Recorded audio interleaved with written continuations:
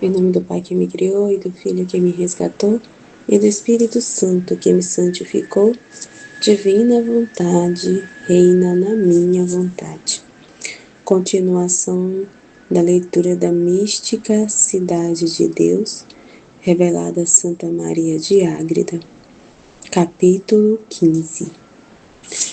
Segundo livro do tomo 1. Outro modo de visão e comunicação que Maria Santíssima tinha com os santos anjos que a assistiam. O amor de Deus e as coisas terrenas.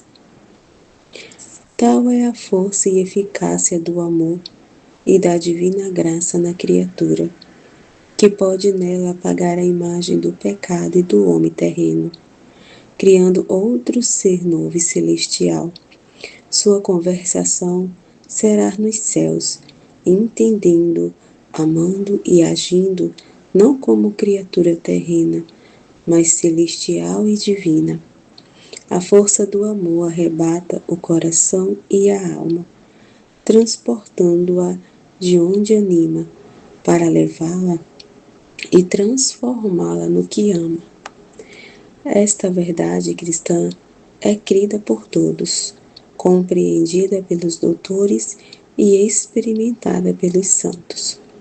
E Nossa Rainha e Senhora deve ser considerada com privilégios tão singulares que não pode ser comparada aos exemplos de outros santos, e é impossível de ser explicada e compreendida, mesmo com o entendimento de anjos.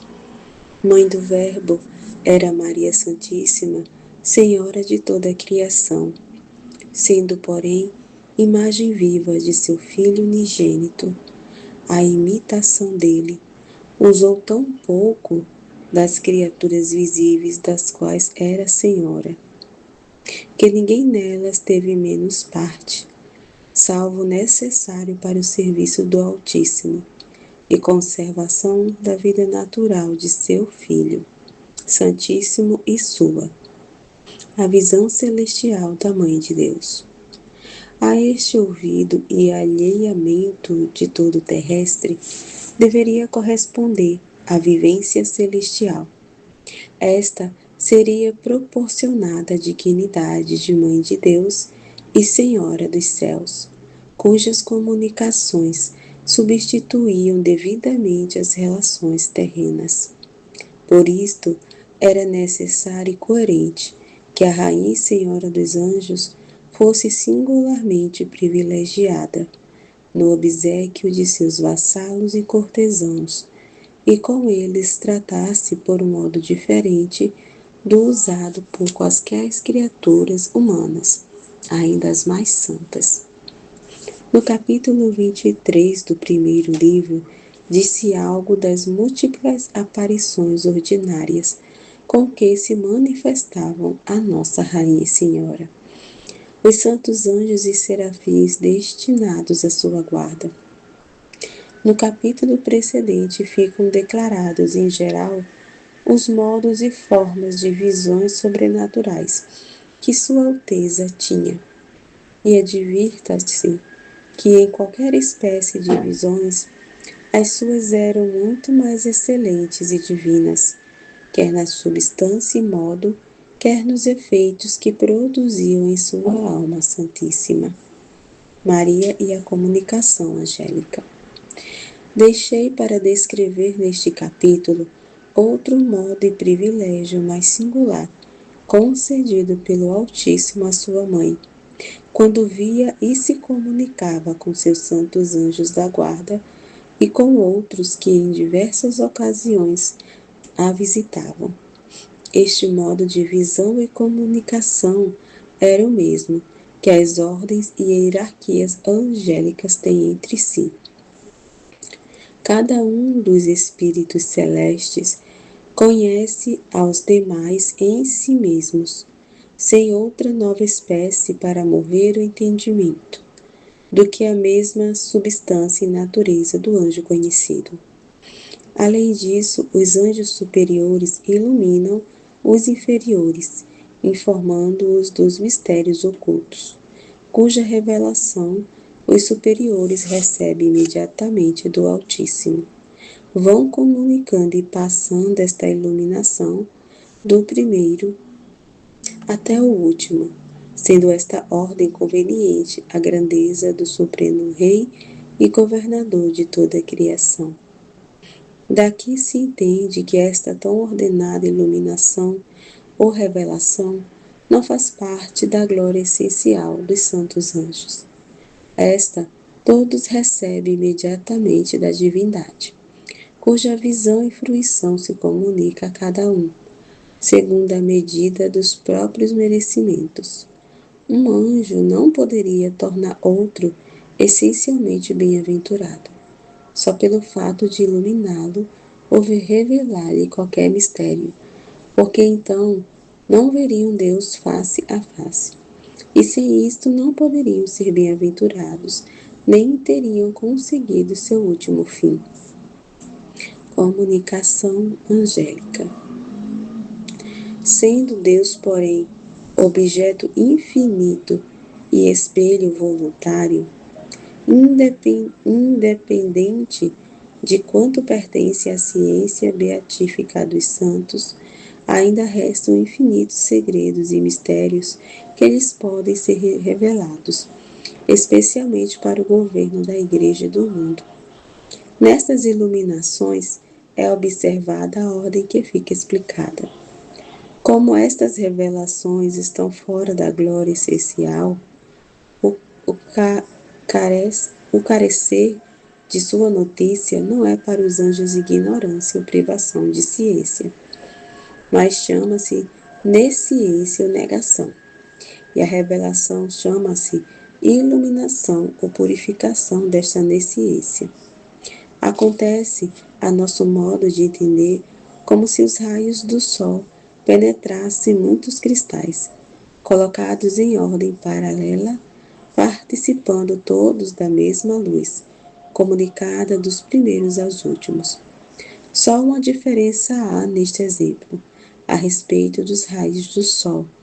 As vidraças ou cristais agem passivamente, sem outra atividade que a do sol, que a todos ilumina com sua ação.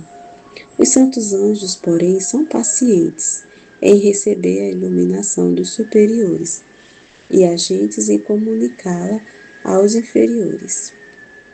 Comunicação feita com louvor, admiração e amor, tudo procedendo do Supremo Sol da Justiça, Deus eterno e imutável. Maria gozou dessa ordem de visões. Nesta maravilhosa ordem de revelações sobrenaturais, introduziu o Altíssimo sua Mãe Santíssima, para que gozasse dos privilégios próprios dos cortesãos do céu. Para isto, destinou serafins, dos quais falei no capítulo 14 do livro 1, os mais supremos e imediatos à divindade. O mesmo ofício era desempenhado também por outros anjos de sua guarda, conforme a divina vontade dispunha, quando e como era conveniente. A todos estes anjos e a outros conhecia a rainha em si mesmos, sem dependência dos sentidos e imaginação, e sem impedimento do corpo mortal e terreno. Mediante esta vista e conhecimento, os serafins e anjos do Senhor a iluminavam e purificavam, revelando à sua rainha muitos mistérios, cujo conhecimento recebiam do Altíssimo. Ainda que este modo de visão intelectual e iluminação não era contínuo em Maria Santíssima, foi, entretanto, muito frequente, particularmente quando, para lhe dar ocasião de maiores merecimentos e diferentes afetos de amor, se lhe encobria e ausentava o Senhor, como direi adiante. Nestas ocasiões, os anjos desempenhavam mais este ofício, sempre numa ordem da sucessiva iluminação até chegar à rainha. Considerações. Esta forma de iluminação não derrogava a dignidade de Mãe de Deus e Senhora dos Anjos. Nesse favor e no modo de sua participação, não eram levadas em consideração a dignidade e santidade de nossa soberana princesa, pelas quais era superior a todas as ordens angélicas, mas sim ao estado e condição de sua natureza humana corpórea e mortal. Vivendo em carne impassível, com a natural necessidade de usar dos sentidos, elevá-la ao estado e operações angélicas foi grande privilégio, ainda que merecido por sua santidade e dignidade. Creio que a mão poderosa do Altíssimo tenha concedido este favor a outras almas nesta vida mortal, ainda que não tão frequentemente como a sua Mãe Santíssima, nem com tanta plenitude de luz e demais condições, tão excelentes a ela concedidas. Se muitos doutores, não sem grande fundamento, admitem a visão beatífica a São Paulo, Moisés e os outros santos, muito mais crível será terem recebido alguns viadores este conhecimento próprio da natureza angélica, pois tal conhecimento não é outra coisa senão ver intuitivamente a substância do anjo. Deste modo, esta visão concorda, no que concerne à luz, com a primeira de que falei no capítulo passado, e por ser intelectual, concorda com a terceira acima descrita, ainda que não se produzam por espécies impressas. Disposições espirituais para ver intuitivamente os anjos. Não há dúvida que este favor não é comum, mas muito raro e extraordinário, exigindo na alma grande disposição de pureza de consciência. Não se coaduna com afetos terrenos, imperfeições voluntárias e afeição ao pecado, pois, para ser introduzida na ordem dos anjos, a alma deve ter vida mais angélica que humana. Se faltasse essa semelhança, pareceria deformidade, a união de extremos tão opostos. Com a divina graça, entretanto, pode a criatura, mesmo de corpo terreno e corruptível, renunciar a todas as paixões e inclinações depravadas, morrer ao visível, apagar suas espécies da memória, e viver mais no espírito do que na carne, chegando a gozar de verdadeira paz, tranquilidade e sossego de espírito, que lhe comuniquem serenidade doce, amorosa e suave pelo sumo bem. Então estará menos incapaz para ser elevada à visão dos espíritos angélicos, com claridade intuitiva. Então deles receberá as divinas revelações, que eles comunicam entre si, e os efeitos admiráveis resultantes desta visão. Efeito desta visão, Maria Santíssima. Os efeitos recebidos por Nossa Soberana Rainha, correspondentes à sua pureza e amor, não podem caber em humana ponderação. Era incomparável à luz divina que recebia na visão dos serafins. De certo modo, neles se refletia a imagem da divindade, como em espirituais e puríssimos espelhos, onde Maria Santíssima a contemplava em seus infinitos atributos e perfeições. Em alguns efeitos, eram-lhe manifestada também, por admirável modo, a glória que os mesmos serafins gozavam. Por isto resulta em grande parte de se ver claramente a substância do anjo. Com a vista de tais objetos, ficava toda inflamada na chama do divino amor, e muitas vezes arrebatada em milagrosos êxtases. Nestas ocasiões, prorrompia com eles e outros anjos em cânticos de incomparável glória e louvor da divindade, Admiravam-se disso os espíritos celestiais, porque, embora fosse por eles iluminada no entendimento, na vontade lhe ficavam muito inferiores.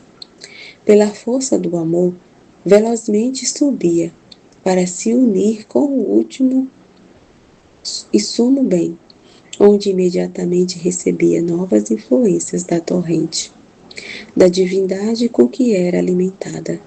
Se os serafins não tivessem presente o objeto infinito, princípio e termo de seu amor beatífico, poderiam ser discípulos de Maria Santíssima nesse amor.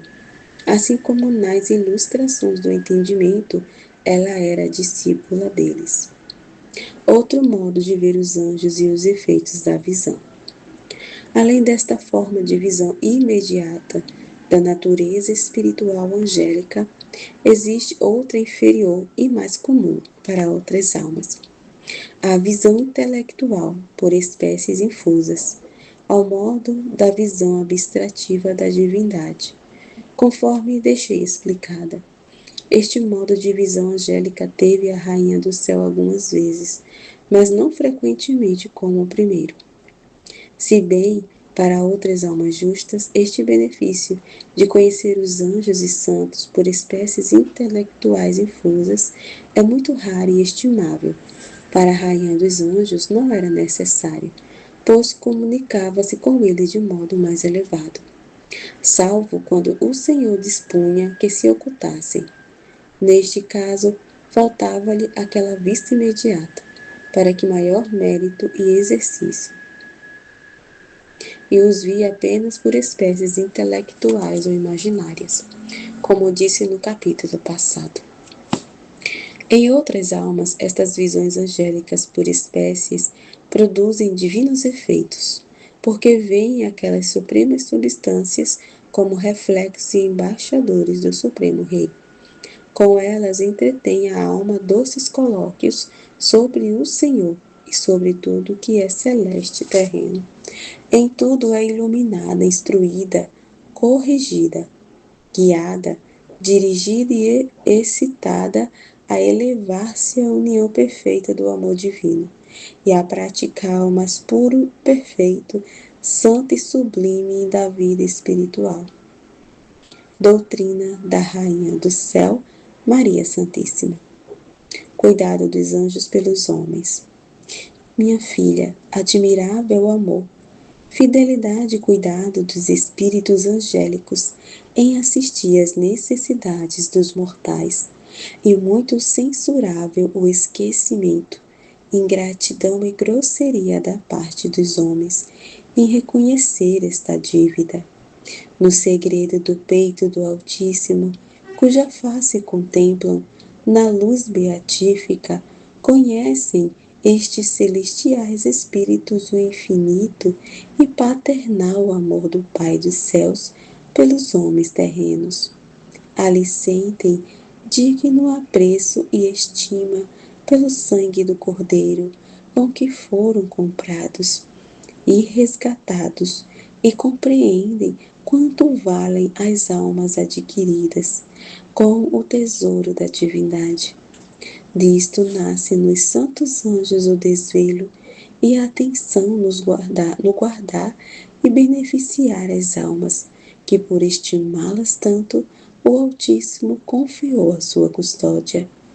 Quero que entendas como por este sublime serviço dos anjos, os mortais receberiam grandes influências de luz e incomparáveis favores do Senhor, se não os impedisse com o óbice de seus pecados e abominações, e com o esquecimento de tão estimável favor, visto que fecham o caminho que Deus, com inefável providência, havia escolhido para dirigi-los à felicidade eterna. Condenam-se muitos que poderiam se salvar com a proteção dos anjos, se não inutilizasse esse benefício e socorro. Exortação ao culto dos anjos. Filha caríssima, já que muitos homens vivem tão adormecidos, sem advertir nas paternais obras de meu Filho, Senhor, quero que seja singularmente agradecida, pois com tanta liberalidade te favoreceu, dando-te anjos para te guardarem. Atende à sua presença. Ouve seus ensinamentos com reverência. Deixa-te guiar por sua luz. Respeita-os como embaixadores do Altíssimo. Pede-lhes auxílio para seres purificada de tuas culpas, libertada de imperfeições, inflamada no divino amor. Possas chegar a um estado tão espiritualizado que estejas idônea para tratar com eles, ser sua companheira e participar de suas divinas iluminações, pois não as negará o Altíssimo se te dispuseres como deves e eu quero. Maria explica a razão de suas comunicações com os anjos. Como desejaste saber, com a aprovação da obediência, a razão dos anjos se comunicarem comigo por tantos modos de visões, responda ao teu desejo, explicando-te melhor o que com a divina luz entendestes e escreveste. As razões foram o liberal amor do Altíssimo em favorecer-me e a minha condição de viadora no mundo. A este estado não era possível nem conveniente a uniformidade nos atos das virtudes, por cujo meio dispunha a divina sabedoria elevar-me acima de toda a criação. Tendo que proceder como viadora, humana e sensível, na diversidade de sucessos e obras virtuosas, umas vezes agia como espiritualizada, independente dos sentidos, e neste caso, os anjos tratavam-me como se tratam entre si. Como age um com os outros, assim agiam comigo. Outras vezes era necessário padecer e ser afligida na parte inferior da alma, na sensibilidade ou no corpo. Ora padecia necessidades, ora solidão e desamparos interiores. Segundo a vicissitude desses efeitos e estados, recebi os favores e visitas dos anjos. Deste modo, em certas ocasiões, falava com eles por inteligência, noutras por visão imaginária, ou ainda por visão corpórea e sensível, conforme o meu estado e necessidade exigiam, e era disposto pelo Altíssimo. Meios para receber essas graças e recompensa delas. Por todos esses modos, foram minhas potências e sentidos ilustrados e santificados com obras divinas, influências e favores. Devia conhecê-las por experiência e, através de todas, receber os influxos da graça sobrenatural. Não obstante a gratuidade desses favores, quero, minha filha, que saibas. Se o Altíssimo foi comigo tão magnífico e misericordioso, guardou sua equidade tal ordem, que não me favoreceu tanto apenas por minha dignidade de mãe, mas também levou em consideração minhas obras e disposições, pelas quais colaborei com a assistência de sua divina graça, afastando minhas potências e sentidos de todo o comércio com as criaturas e renunciando a todo sensível e criado. Converti-me ao sumo bem, entregando-me com todas as minhas forças e vontade, unicamente ao seu santo amor. Por esta disposição de minha alma, ele santificou minhas potências. Com tantos benefícios, visões e ilustrações das mesmas potências, retribuiu a privação de todo deleitável humano e terrestre que por seu amor se haviam imposto. Foi tal a recompensa que de minhas obras recebi em carne mortal que não podes entender nem escrever enquanto nelas vives. Tão grande é a liberalidade e bondade do Altíssimo, que antecipadamente dá este pagamento em penhor daquele que tem reservado para a vida eterna. Como obter tais graças? É certo que por estes meios o poder de Deus dispôs, desde minha conceição, fosse dignamente preparada a encarnação do Verbo em meu seio. Minhas potências e sentidos deveriam ser santificados e proporcionados à convivência que teriam com o Verbo encarnado. Se, porém, as demais almas se dispuserem à minha imitação, vivendo não segundo a carne, mas com a vida pura e espiritual, afastadas do contágio terreno, o Altíssimo é tão fiel com quem assim o empenha, que não lhe negará seus benefícios e favores, segundo a equidade de sua divina providência. Amém. Fiat.